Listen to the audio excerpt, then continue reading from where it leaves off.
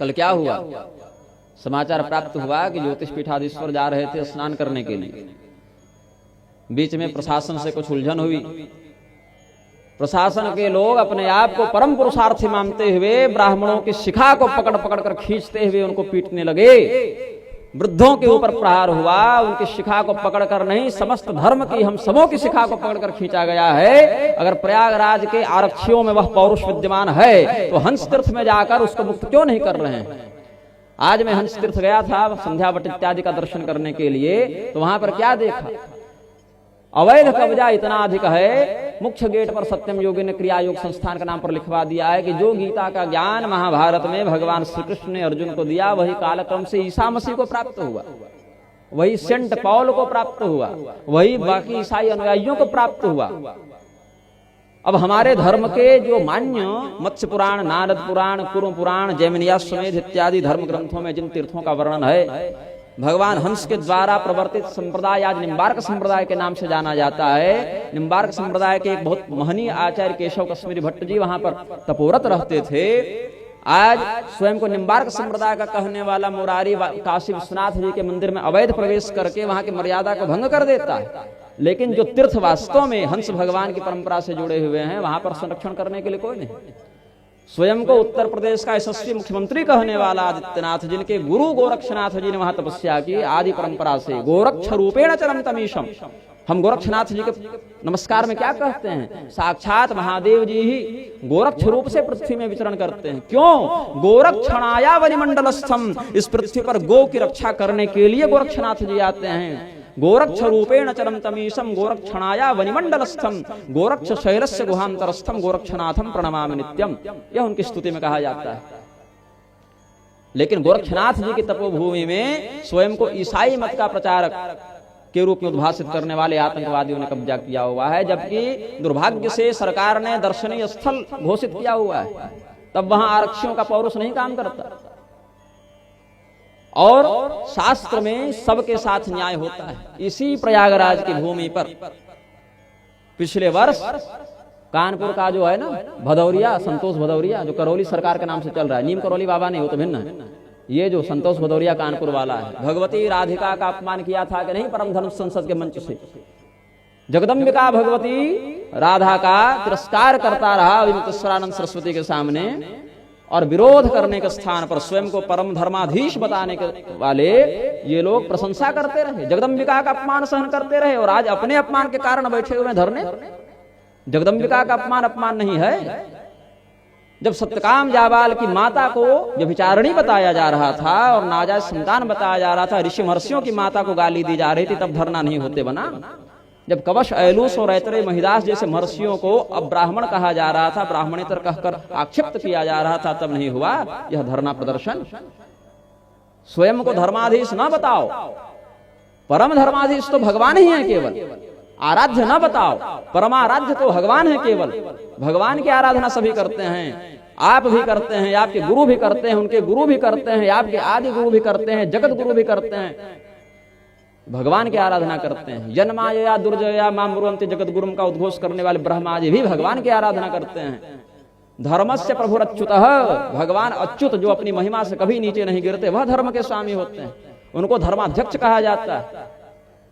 तो ऐसी उपाधियां जो ब्रह्म के लिए संसिद्ध हैं, वो मनुष्यों के लिए उपयुक्त नहीं है। हाँ, आचार्य मां विजानीयात इत्यादि मतों में भगवान का दर्शन अपने गुरु में करना चाहिए, ये अनुशासन है। किंतु तब जब वह गुरु स्वार्थ से ऊपर परमार्थ का चिंतन करे, तो ये तीर्थ है।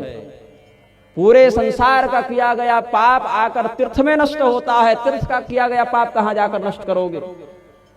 निरपराध निरीह संतों की शिखा को पकड़कर घसीट कर उनको थाने में पीटने वाले लोगों की जिह्वा में, हाथ में कुष्ठ नहीं होगा तो क्या वो अपने हाथ से अपने पूर्वजों के लिए उद्धार कारक पिंड का निवेदन करेंगे। समस्त संसार अपने पूर्वजों का उद्धार करने के लिए तीर्थ में आकर तपस्या करता है, कल्पवास करता है, भगवान नाम संकीर्तन करता है। शास्त्र कहते हैं किसी ने अगर गाय भी मारी हो, किसी ने अगर भ्रूण हत्या की हो, और अगर वह व्यक्ति गंगा स्नान के लिए जा रहा हो तो उसको रोकने वाले को गो हत्या का, ब्रह्म हत्या का पाप लगता है। हाँ, हो सकता है ऐसा कि कुछ नियमावलियां हो जिसमें प्रोटोकॉल बनता हो, जिसमें पहले लिख कर दिया जाता हो, ये सब तो औपचारिकताएं हैं अलग। किंतु क्या अब इस धरती पर यही देखना बच गया था कि शिखा पकड़कर खींच खींच कर लात जूते से मारा जाएगा ब्राह्मणों को, संतों को, धर्माधिकारियों को? भगवान विष्णु के कटे मस्तक के विरुद्ध जब जाकर सुप्रीम कोर्ट में पिटीशन दाखिल की गई, तब सम्मेलन नहीं हो पाए, तब धरने नहीं हो पाए, तब वाणी में जिनके मुख में भगवान का मंत्र डाला जाता है, जो गंगाजल तुलसी दल का संकल्प लेकर भगवान के लिए समस्त कर्मों का निवेदन करते हैं, वो अपने सिंहासनों से नहीं हिल पाए। पुलिस प्रशासन की सुरक्षा लेने वाले धर्माधिकारी आज बहिष्कार क्यों नहीं कर रहे हैं? क्या जिस हाथ ने आज किसी और की शिखा पकड़ी, कल हमारी शिखा नहीं पकड़ सकता? जिस संध्या वट का दर्शन करके व्रात्य दोष से व्यक्ति मुक्त होता था, लुप्त संध्या का प्रायश्चित करता था, आज वहां क्रिसमस मनाया जा रहा है, लेकिन वहां हंस भगवान के नियमित शास्त्रीय पूजा नहीं कर पा रहे हैं श्रद्धालु। ये भारत का विकास है कि विनाश है? तो इसीलिए धर्म शास्त्रों की आज्ञा यह है कि तीर्थ में विशेष करके धर्म को बचा कर रखे, क्योंकि घर में कोई पाप करोगे तो उसका निवारण तीर्थ में होगा, तीर्थ में आकर पाप करोगे तो वह वज्रलेप हो जाएगा। कोर्ट ने भी लिख कर दे दिया कि हंस तीर्थ मुक्त हो, प्रशासन वाले भी लिख कर दे दिया हंस तीर्थ मुक्त हो। प्रशासन की सुरक्षा में जाकर व्यक्ति हंस तीर्थ का दर्शन नहीं कर पा रहा है, गंगा स्नान नहीं कर पा रहा है, सही उम्र में कन्यादान नहीं कर पा रहा है, विधि पूर्वक अपने यज्ञों को संपादित नहीं कर पा रहा है। और सरकार की चापलूसी करने वाले, लोकतंत्र की रोटी की आगे पूंछ डुलाने वाले जो धर्मगुरु हैं, अधर्म गुरु जो हैं, वो अपना परलोक तो बिगाड़ ही रहे हैं, इन तीर्थों की शास्त्रीयता को भी नष्ट कर रहे हैं। ये बात आज नहीं, नारद जी ने बहुत पहले कह दी थी। अत्युग्र भूरि कर्माणो नास्तिका रौरवा जनाः तेपि तिष्ठन्ति तीर्थेषु तीर्थसारस्ततो गतः। जिस तीर्थ का वर्णन करते हुए कहते हैं, भरद्वाज मुनि बसहि प्रयागा तिन्हि राम पद अति अनुरागा। अत्यंत अनुराग पूर्वक भगवान का भजन करने वाले संत यहाँ रहते थे। ब्रह्म निरूपण धर्म विधि वर्ण ही तत्व विभाग, कहीं भगति भगवंत के संयुक्त ज्ञान विराग, ज्ञान और वैराग्य से संयुक्त भक्ति का उपदेश इस धरती पर करते थे संत। वहां विलासिता का नग्न नृत्य प्रस्तुत करने वाले लोग स्वयं को महामंडलेश्वर, जगत गुरु और पीठाधीश्वर बताते फिर रहे हैं। वह तीर्थ का तीर्थत्व कहां जाएगा? जिस पवित्र भूमि पर आकर ब्रह्मा जी यज्ञ करते हैं, अपने ब्रह्मलोक में नहीं कर सकते थे?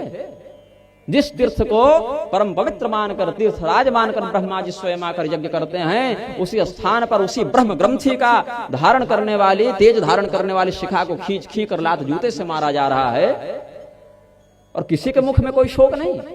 सब दबी जवान में, जहां गलत हुआ और सही हुआ, गलत क्या हुआ सही हुआ। हर हर महादेव का नारा हटाकर हर हर मोदी कहने वाले। जब फॉर्म भरते हो तो फादर्स नेम में भी क्यों नहीं लिख देते हो? जब जगत पिता का नाम परिवर्तित हो सकता है, तुम्हारे पिता तो फिर भी है, मनुष्य है। जब भगवान नारायण के अवतार के रूप में तुलना की जाने लगी, 11वां अवतार बताया जाने लगा नेताओं को, तब लज्जा नहीं आ रही थी? भगवान नारायण, भगवान महादेव के साथ ऐसे धर्म विरोधी तत्वों की तुलना की जा रही है, वो भी प्रतिस्थापित करने का प्रयास किया जा रहा है, तब क्यों यह पौरुष बाल नहीं मारता है? भाई, ये जो कथानक है, ये कोई किस्सा कहानी है क्या? यह इतिहास है, और जो इतिहास से शिक्षा ग्रहण नहीं करता, वो भविष्य में भी कुछ नहीं कर सकता है। भारतीय संस्कृति बचेगी, भारत हिंदू राष्ट्र बचेगा, बनेगा।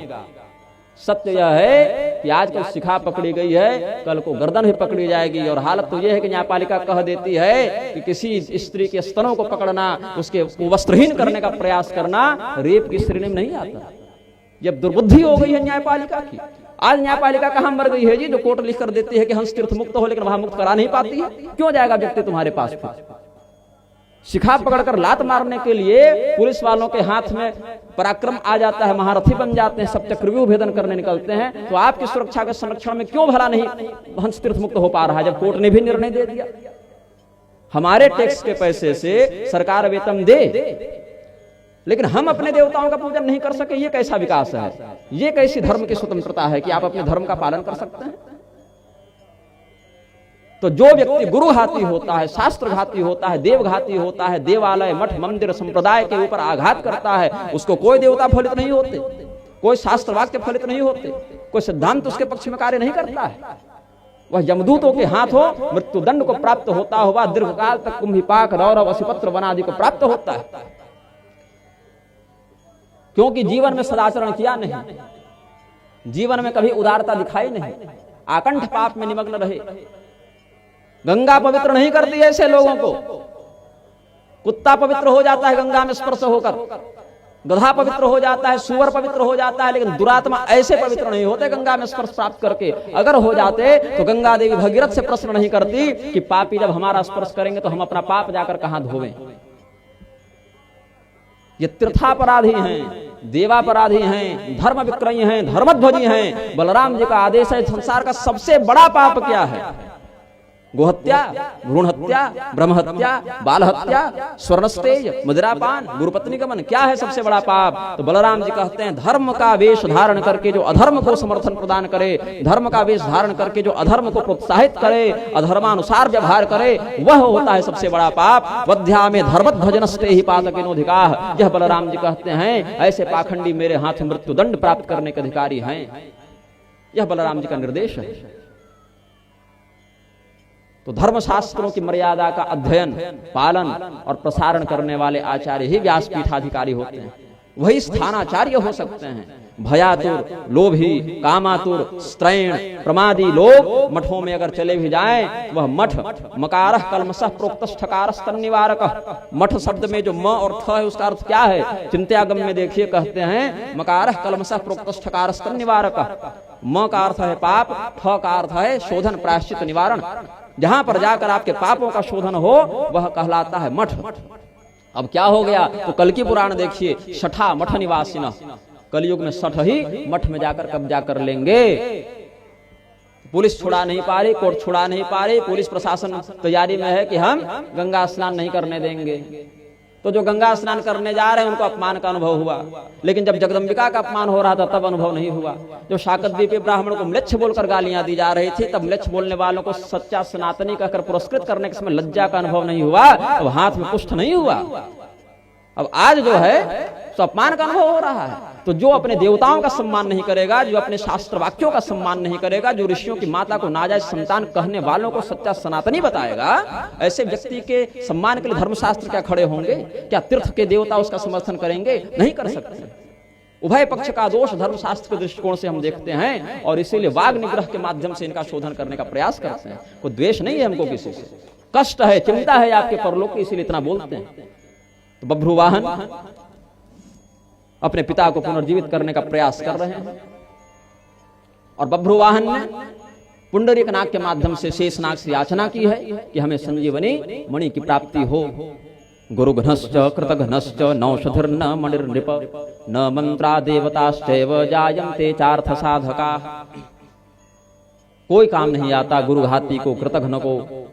न कोई औषधि काम आती है, न कोई मणि काम आती है, न कोई मंत्र काम आता है, न कोई देवता काम आते हैं। असत्य भाषी व्यक्ति मर जाए तो मर ही जाते हैं, पुनर्जीवित नहीं होते। इसीलिए बाहर का जो फल दिखता है उसी से वृक्ष की जड़ की गहराई का अनुमान किया जाता है कि वह कितना तगड़ा है।